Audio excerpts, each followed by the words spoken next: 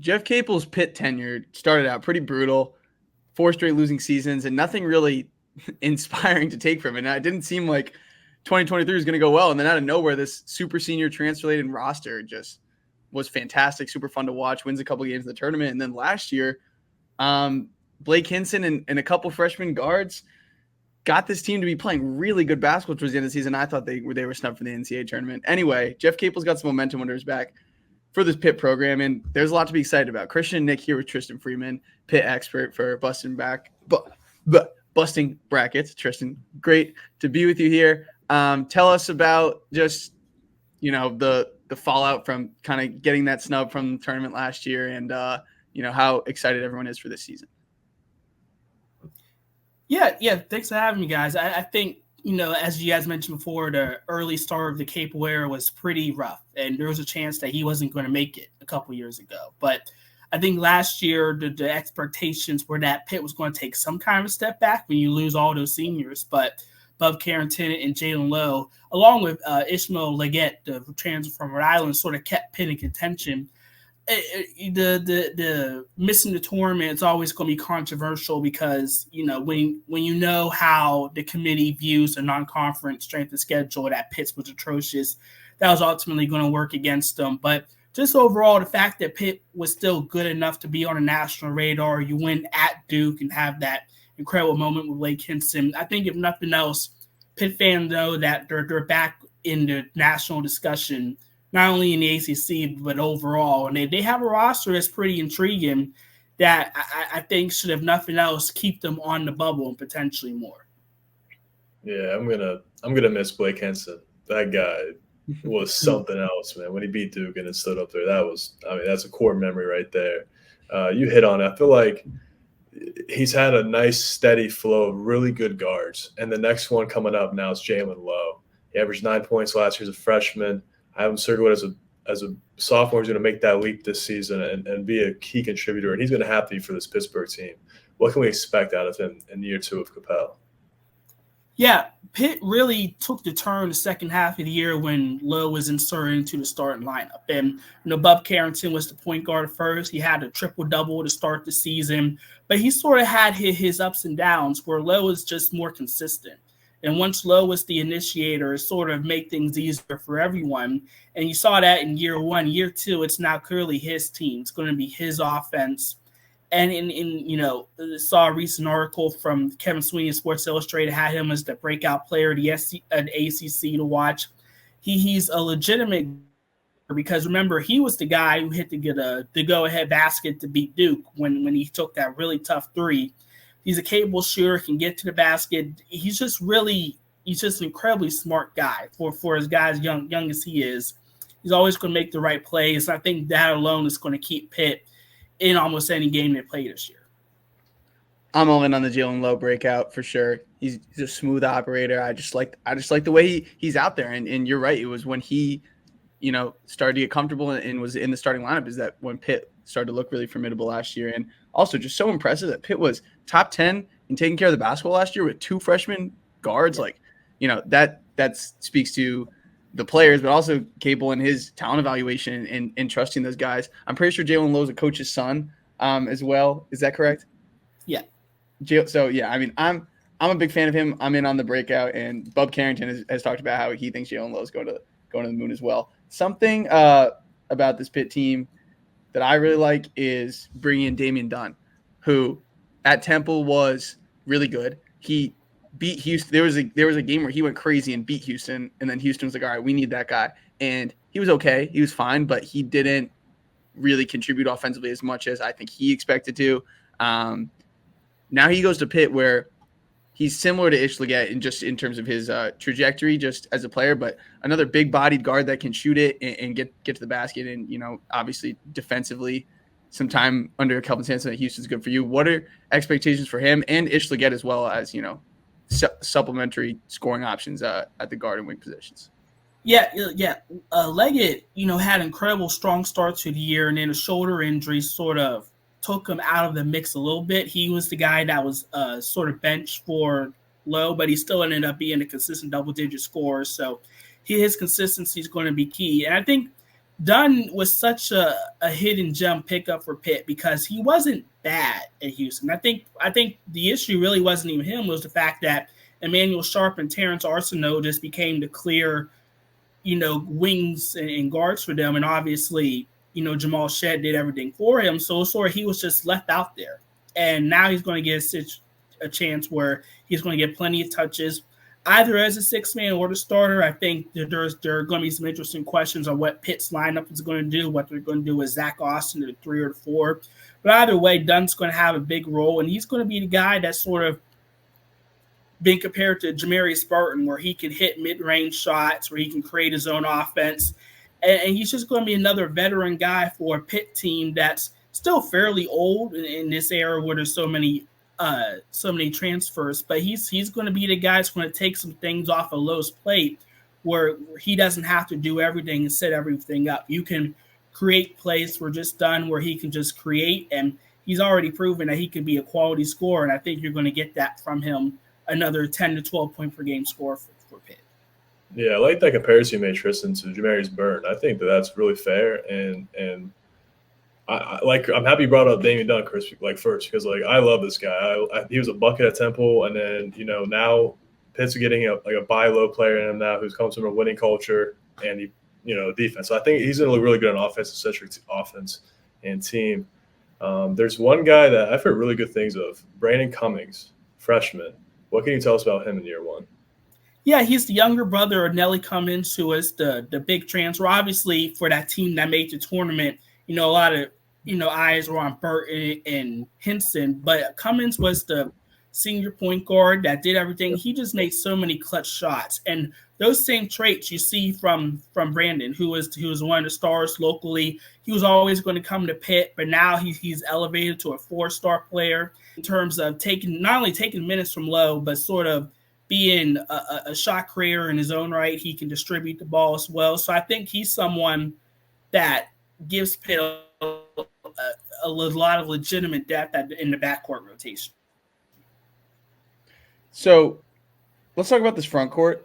So I used to call them the Walmart Chets, the Diaz Grahams. Jorge's the better one. Guillermo's the one that unfortunately is out for the season, if I'm not mistaken. And then you bring in Cam Corn from Florida State.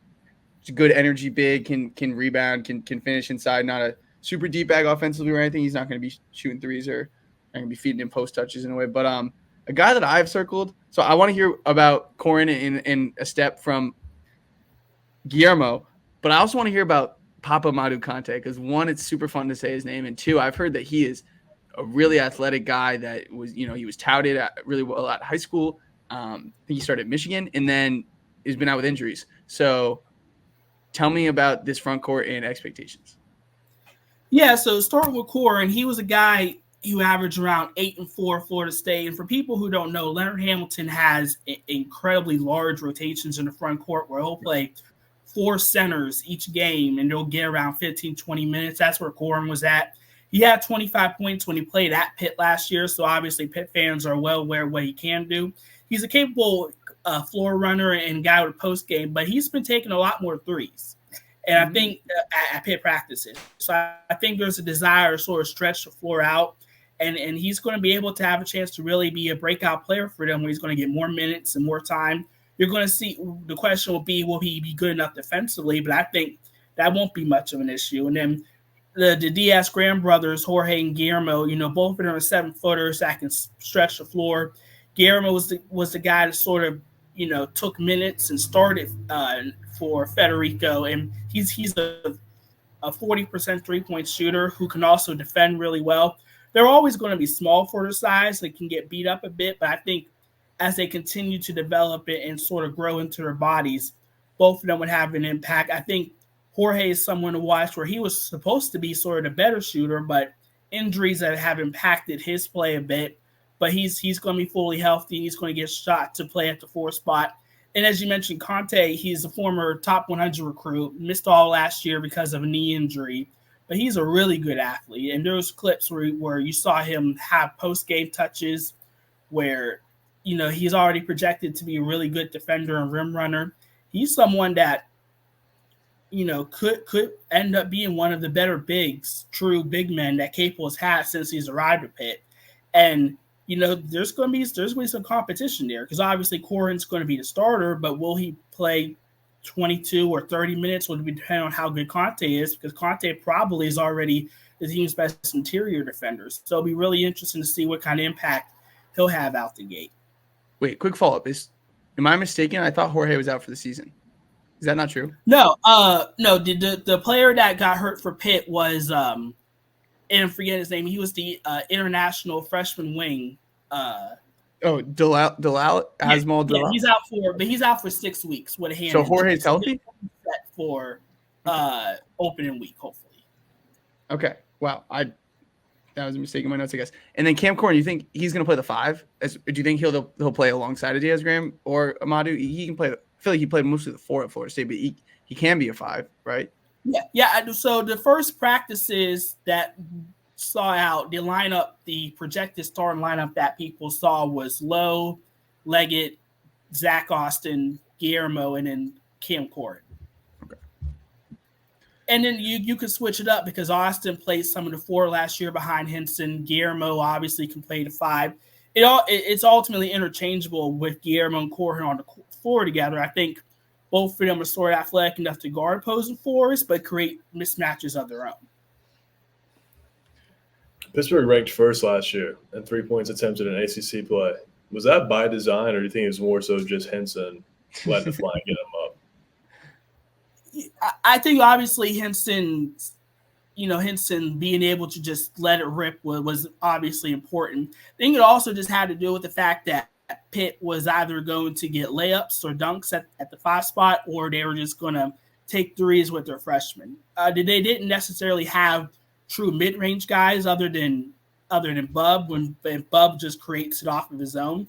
So I do think that partly was just based on last year's roster. I think this year's rosters can be capable of that too, but Dunn's going to be a mid-range guy, and I think because you have the DF,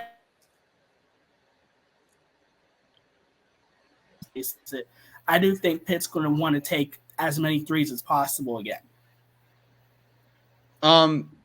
Depth was a problem last year. Like Henson in that final ACC tournament game, Lowe put 37 minutes, Henson 40, Bub 40. I think there were games where it was a Zach Austin game, more of an ish game, but basically the stars need to play well every game, kind of offensively to get that win. I think Zach Austin's the guy that if he can, he shot 29% from 3 last year. Like, any word on his progression offensively as a 3-point shot, because I think his versatility at the 4 spot, is valuable to the team, but I think him taking a leap as being a guy that can be a consistent outside shooter would definitely. It's one of those guys that, I think with Austin, he was one of those guys that, because he was such a supreme athlete, the belief was that it would all translate as soon as possible to the ACC level. But there were ups and downs for him. Obviously, he's a really good defender. He ended up being a really good hustle guy once it was clear that the other guys were going to be featuring the offense more. But I do think Austin could be one of those second-year transfer breakout guys. You saw that with Mark Sears at Alabama, who ended up being All-American in his second year in the program. I think for some guys who just go from the mid-major level, it just truly takes a while for them to get going at the new level. So I wouldn't be surprised if we see more from Austin. And I think more aggressiveness, because there were times where early on where he missed his first couple of shots, you didn't hear anything from him for the rest of the game offensively.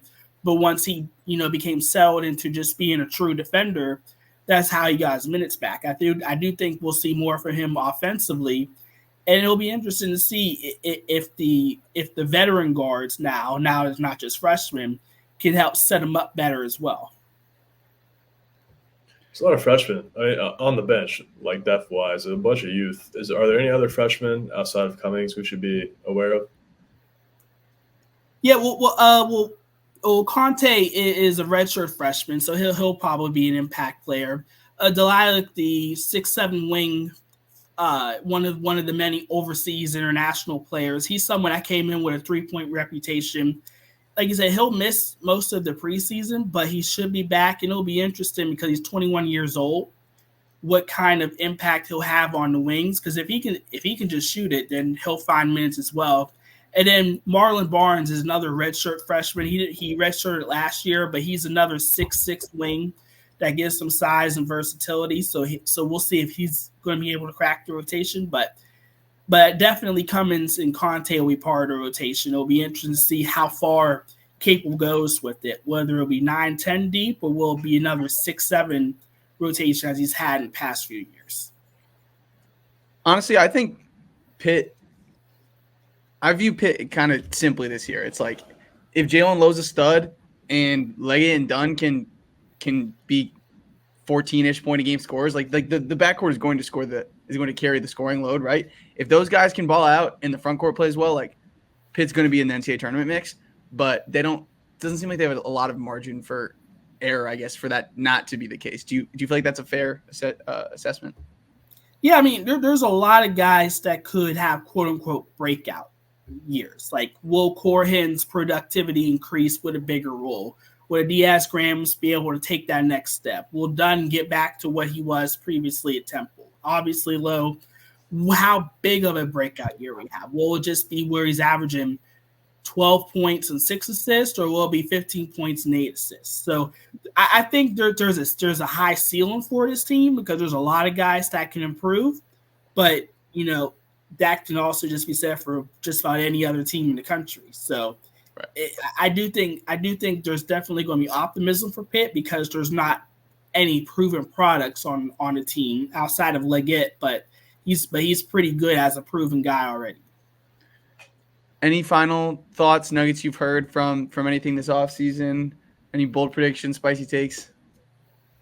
Yeah, I just think if nothing else, this was the first offseason where there hasn't been drama. There hasn't been guys who've been suspended. There hasn't been players kicked out. And that alone, I think, is going to be a boost for the culture. Obviously, the team has missed out on some, top 2025 recruits. But if nothing else, I think you could see that Capel finally has a program where he has it. And that's the top half ACC team. And I do believe that they'll ultimately finish in the top half and be in the tournament mix. And I do think there's a good chance that they'll be back in the tournament picture. That's a really good point about the drama. I forgot about the DR Johnson stuff. And as you know, I've always liked John Hoogley, who I expect to make some noise at Xavier this year. But Tristan, appreciate you taking the time. I think Pitt's going to be fun to watch. It's also cool just seeing Pitt be a relevant basketball program again because they were so good the early 2010s and before that, obviously, with Jamie Dixon and everything. And they just looked like they were stuck in the basement of the ACC. But for that team where Blake Hinson and all those old transfers to get that momentum 2 seasons ago and then to build on that last year is pretty cool to see. So I think Pitt will be fun. And guards are king in college basketball, and you've got some fun guards. So.